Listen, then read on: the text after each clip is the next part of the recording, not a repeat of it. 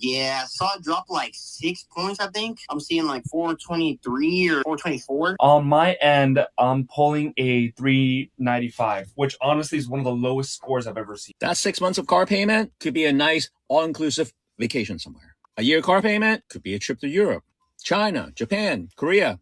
2 or 3 years of car payments could be a down payment on a house. Everybody is chasing loud luxury. The cars, the watches, the clothes, the attention. For me, this year is about chasing the quiet luxuries. See, looking rich and being rich are two completely different things, right? And car payments are one of those traps and lies that people tell themselves about money. Today, we're going to talk about how somebody that has a 395 credit score is persistent on buying a BMW he knows he can't afford. We're going to talk about how car payments are a trap, why car payments really ruin your future stability, and why they ruin your future prosperity as well. Welcome back to the channel. My name is MJ. In this channel, we discuss financial literacy, avoiding debt, and how to make better financial decisions through other people's experiences. Make sure to like, comment, and subscribe. Those little support make the channel go a long way. With that being said, kick back, watch the full video, and let's get straight in it. I'm pulling a 395, one of the lowest scores I've ever seen. Hey, bro, this is Darian from J Auto. Hey, how's it going? Real quick, I was checking your credit score. Sometimes when you run it, it can drop a few points. Yeah, I saw it drop like 6 points, I think. I'm seeing like 423 or 424. On my end, I'm pulling a 395, which honestly is one of the lowest scores I've ever seen. You're putting down $500? Yeah, I'm trying to make sure that for that BMW, I sent it to my friend. He was supposedly going to help me with the credit. What he told me was that I should try first under my name. If that doesn't work, then he's going to try. Depending on his credit file, you could probably get approved. Even with the mid 500 financing, like an $18,000 car, someone needs to put down like at least $1,500 to $2,000 down just to cover like tax, title, and fees. You live in Florida or Washington, D.C.? Because I see that you have a D.C. number and address. Oh yeah, I live in Florida. I just have a DC number. I gotcha. I really want to help you out, but I'm also going to keep it real with you. If you have $500 cash, I'm going to recommend you grabbing one of our cheaper cars. I'm checking our website. They here. always I'm take seeing, this like, as disrespect. Watch. When people try to help people out and try to, you know what I mean, hold their hand and tell them, hey, I'm just looking out for you so you can make a better decision. It's like a diss to them. Let's see.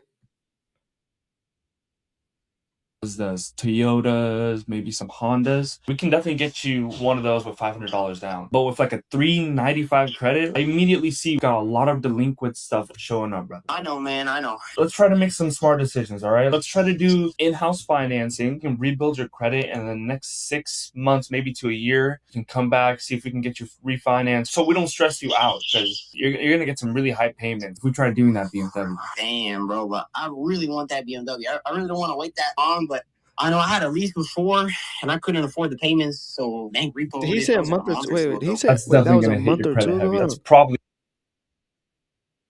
But I know I had a lease before, and I couldn't afford the payments, so bank repo it. That was like a month or two ago. That's definitely going to hit your credit heavy. That's probably why we have such a low credit score. If you absolutely must have this BMW and you're like insisting on it, you're looking to putting it down like at least around $5,000 down, right? Or you could bring a strong cosigner and we can work with that. Okay, I'm gonna talk to him. Maybe I'll call you back so I can send him that credit app that you sent me. I got you. Maybe our finance manager get back to you and I'll tell him what we talked about. Yeah, he's not gonna call back. Right, thank you, brother. He got repoed a month ago. I hope this is not satire. I hope that these TikTok auto sale pages are not just scripting content, because that would be weird as hell as a business owner. The fact that you have a 395 and you need somebody to co-sign for you are alarm bells going off that you can't afford it and you shouldn't ever in your life. Think about this. 395, I personally think you can't even finance a burrito on Afterpay and Klarna. When you give people advice to buy Toyota, Mazda, or Hondas, they don't want it. These are dependable, reliable, financially sound cars that will help you get ahead in life. You know what I mean? But this is what we're doing in this economy. This is what we want to engage in.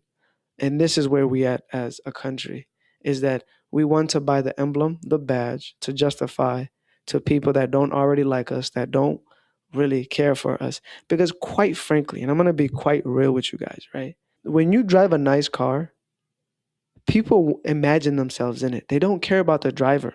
They're buying it just for status, validation, and appearance.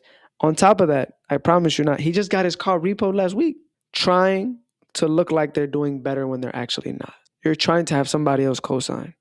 That friend that co-signs, I promise you, they're going to get into it. And on top of that, give him 4 months and the car will be repossessed again. And we're going to be in the same situation where next time he'll try to buy an Audi.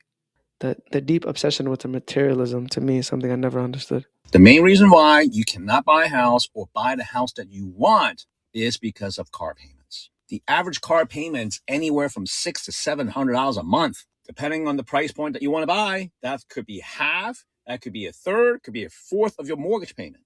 If your car works, don't buy a new car. I know you want that new ride.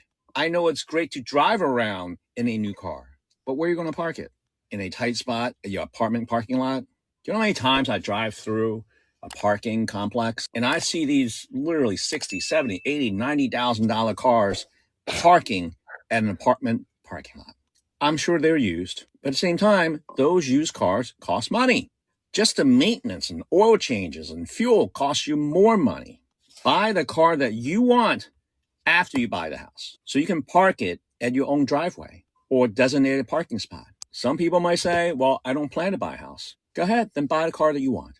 That 6 months of car payment could be a nice all-inclusive vacation somewhere. A year car payment could be a trip to Europe, China, Japan, Korea. 2 or 3 years of car payments could be a down payment on a house.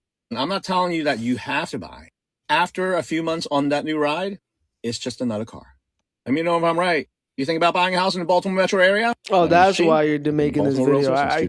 Everything he said was on point, but again, I love the call to action. He's a realtor, so he's trying to, get some clients. And this is the reason why there's an epidemic of people that are house poor. It's because you have a house mortgage that's just so expensive and you have a car payment.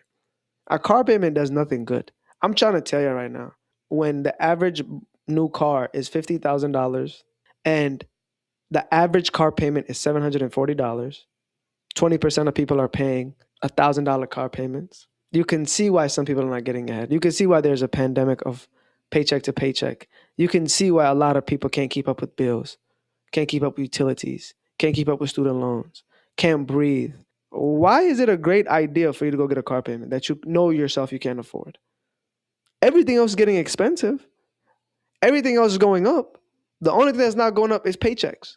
We have an AI crisis right now that's taking jobs.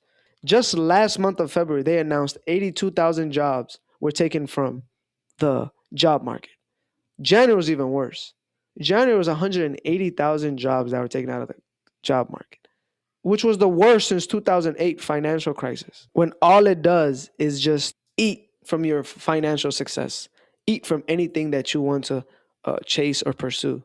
And the sad part is the cost of ownership, like you mentioned: maintenance, gas, insurance, tabs.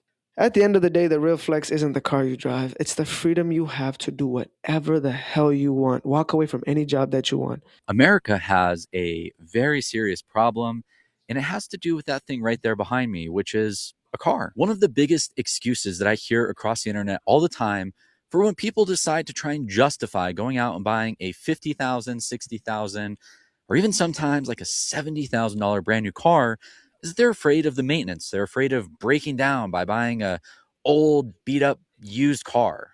Well, I just drove my 2007 Honda CR-V with over 150,000 miles on it across an entire state. I drove 400 miles for 6 hours, and I had zero issues with it. Like, literally zero. And yes, I expect to get home extremely safely without breaking down on the way back. Another 6 hours, another 400 or 500 miles in my Honda CR-V that costs less than $10,000. I could probably go find 1,000 more of these Honda CR-Vs that are extremely reliable and wouldn't give you many issues over the entire lifespan of the vehicle. But I think America actually isn't that afraid of maintenance. I think America is more afraid of people judging them for driving a car like that. Older 2007 Honda CR-V, they'd rather be seen in a brand new Kia Telluride. Americans that have car payments, that have this type of mentality where they don't want to drive a car that's older than 5, 10, 15 years, really struggle with a popularity contest that they are still chasing in high school or middle school. Like, that's the same mindset that they're still in. I kid you not. I had a coworker just this week. She had a Hyundai Elantra and she blew her transmission. The car just couldn't move. She called the dealership at work and they told her $6,000 to fix it. Guess what she does the next day?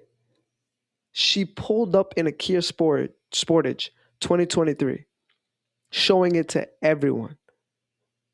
Right? Like every single person, even me. She was like, "Hey, look at that car. Like, MJ, come look at this car I bought." Showed me the inside. She's like, "Look at the panoramic sunroof, everything."